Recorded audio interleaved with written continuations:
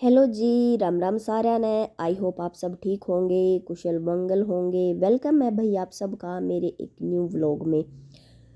तो भाई मेरा आज का व्लॉग ना बहुत ख़ास होने वाला है, खासकर जो हमारी हाउसवाइफ हैं, जो भी मेरी चाची ताई हैं, उन सब के लिए बहुत स्पेशल होने वाला है। तो भाई ज़्यादा लंबा व्लॉग नहीं होगा, छोटा ही होगा, तो बिना स्किप किए हुए आप इसे एंड तक ज़रूर देखना, क्योंकि जब आप स्किप कर देते हैं तो बहुत सारी इंपॉर्टेंट चीज़ें मिस कर देते हैं। आज मैं इतनी खास अच्छी चीज़ें बताने वाली हूँ अपनी हाउसवाइफ्स के लिए। ठीक है, तो प्लीज़ ये रिक्वेस्ट है मेरी, आप इसे स्किप मत करना। तो भाई ये देखो, मैं यहाँ पे किचन में काम कर रही हूँ, जो कि हर हाउसवाइफ करती है, अपने घर के सारे काम करती है। सुबह उठ जाती है हाउसवाइफ का, है ना, कोई टाइम टेबल नहीं होता। मतलब एक इंसान जो जॉब करता है उसका एक फिक्स टाइम होता है कि मुझे इतने बजे सुबह उठ के इतने बजे निकलना है, इस टाइम मुझे वापस आना है और फिर मुझे ये सब काम करने हैं। लेकिन हम हाउसवाइफ क्या हैं, हमारा ना तो कोई टाइम टेबल है, ना हमारी कोई सैलरी है, और ना ही हमारे काम की कोई प्रेज है। भाई देखो, 90% से ज़्यादा के साथ ऐसा ही होता है कि वो कितना ही कुछ कर लें, कितना ही मन लगा के काम कर लें, अपनी तरफ से 100 क्या 200% एफर्ट्स डाल लें, लेकिन परिवार वाले हैं ना, कभी खुश नहीं हो पाते। वो कभी खुश कर ही नहीं सकती, उनको ज़रूर कोई ना कोई प्रॉब्लम रहेगी। तूने ये नहीं किया, तूने वो नहीं किया, ये अच्छे से नहीं हुआ, जो कि हर एक हाउसवाइफ के साथ प्रॉब्लम होती है। लेकिन क्या कभी किसी ने ये सोचा है कि क्या हाउसवाइफ अपनी ज़िंदगी में खुश है? जिस तरीके से वो सारा दिन परिवार की देखभाल करती रहती है, क्या उस चीज़ में वो खुश है? एक सिंगल बंदे ने भी बिठा के ये बात पूछी हो कि बेटा क्या आप खुश हो? मुझे नहीं लगता किसी ने पूछी होगी, क्योंकि वो सारा टाइम कभी घर, कभी परिवार, कभी बच्चे, कभी अपने रिश्तेदार, उन सबको खुश करने में निकाल देती है सारा टाइम। क्या इनफैक्ट अपनी सारी उम्र, बहुत सारी तो ऐसी हैं जो अपनी सारी उम्र मतलब अपने रिश्तेदारों को खुश करने में निकाल देती है। वाई? क्यों भाई? रिश्तेदारों को खुश करना इतना ज़रूरी क्यों है? क्या आपने उनसे कुछ लेना है? अगर रिश्तेदार आपकी वैल्यू नहीं करते, आपकी बातों को नहीं समझते, आपको वो मान सम्मान, वो आदर मान, वो अहमियत नहीं देते, तो फिर आप क्यों उनको खुश करने में लगे रहते हो? अपने लिए जियो। अपने लिए कब जीना स्टार्ट करोगी आप? क्योंकि बहुत सारी लेडीज़ हैं जो अपने लिए नहीं जीती, बिल्कुल भी नहीं जीती। मतलब ठीक है, टाइम बदल गया है, हम एक 21st सेंचुरी में पहुंच गए हैं जहाँ पे लेडीज़ जो है, वुमेन्स जो है, इंडिपेंडेंट हो गई हैं, अपने लिए काम करती हैं, अपने लिए अर्न करती हैं।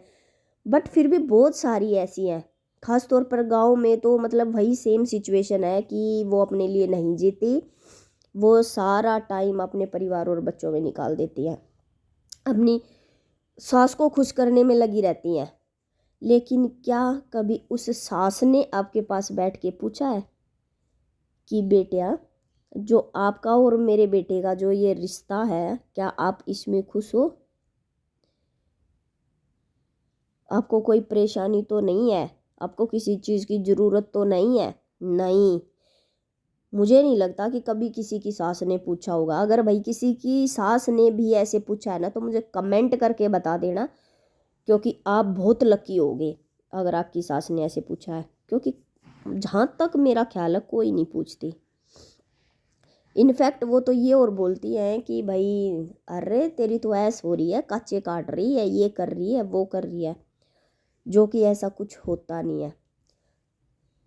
तो भाई सारी हाउसवाइफ के लिए है ये, मेरी सारी महिला मंडली के लिए है। भाई उठो, जागो, और जो ये आपने एक शेल बना रखा है ना अपने आसपास, समाज का, बिरादरी का, कि समाज क्या कहेगा, बिरादरी क्या कहेगी, उसे तोड़ो और अपने लिए जीना स्टार्ट करो। क्योंकि जब तक आप अपने लिए जीना स्टार्ट नहीं करोगे, तो समाज में एक कंप्लीट पूरी तरह से चेंज कैसे आ पाएगा। पहले का टाइम था जहाँ औरतों को दबाया जाता था, औरतों को अपने से कम समझा जाता था, लेकिन भाई वो टाइम बदल चुका है। अब वापस से आप ये सब क्यों कर रहे हो? ठीक है, तो भाई जितना बर्दाश्त करने लायक हो, जितना सहन किया जा सके, सिर्फ आप उतना ही सहन करो। उससे ज़्यादा सहन करने के चक्कर में आप अपना ही नुकसान कर रहे हो, क्योंकि मोस्ट ऑफ द लेडीज़ जो हैं वो बहुत सारी बीमार रहती हैं। कभी उनको कुछ हो गया, कभी कुछ हो गया, किसी को डिप्रेशन हो गया, किसी को सर्वाइकल हो गया, किसी को माइग्रेन हो गया, किसी को हेडेक इतना ज़्यादा रहता है कि वो कंट्रोल से ही बाहर हो जाता है। तो ये सब क्या है? ये सब उसी की तो निशानी है जहाँ पे जिस तरह की ज़िंदगी आप जी रहे हो। आपने कभी आदमियों को इतना बीमार होते हुए देखा है? शायद ही कोई होगा जो इतना बीमार होता है। लेकिन लेडीज़, हर घर की औरत इतना बीमार है। किस वजह से? सिर्फ इसी वजह से, स्ट्रेस की वजह से, परिवार में जो मनमुटाव होते हैं उसकी वजह से, कभी बच्चों के साथ, कभी पति के साथ, कभी सास ससुर के साथ। मतलब क्या यही ज़िंदगी रह गई है? ठीक है, हम शादी करके आते हैं, अपना मायका छोड़ के आते हैं, ठीक, एक उम्मीद के साथ आते हैं कि भाई हमें नए घर में वो मान सम्मान, वो प्यार, वो इज्जत सब मिलेगा जो हमारे घर में था हमारा। लेकिन फिर क्या करती हैं सास, तो अपने आप को तानाशाही सम्राट समझने लग जाती है।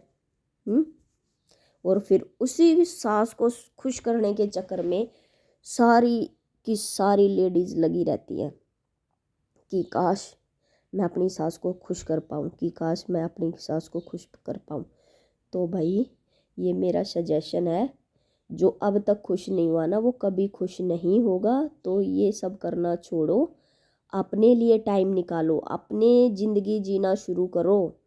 आप कब जियोगे अपनी ज़िंदगी का हर एक पल, हर एक मोमेंट इंजॉय करना स्टार्ट कर दो, क्योंकि ये जो लाइफ है ना ये बहुत प्रीशियस है, इतनी आसानी से नहीं मिलती।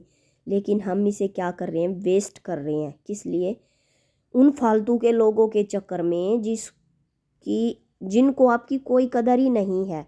तो स्टार्ट लिविंग योर सेल्फ। तो बहनों, उठो और अपने लिए जीना स्टार्ट करो। अपने लिए छोटी छोटी खुशियाँ ढूंढनी शुरू करो। अपने लिए वो काम करो जिसको करने से आपको बहुत ज़्यादा खुशी मिलती है।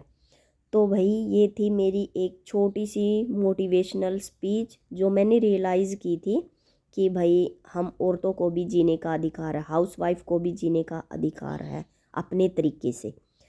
तो अगर आपको मेरी ये बातें अच्छी लगी हैं तो प्लीज़ कमेंट करना, और अगर आप चाहते हैं कि मैं इसी तरह की और भी वीडियो बनाऊं तो भी कमेंट करके मुझे बताना, और मेरे चैनल को लाइक करना, शेयर करना और सब्सक्राइब करना। तब तक के लिए राम राम।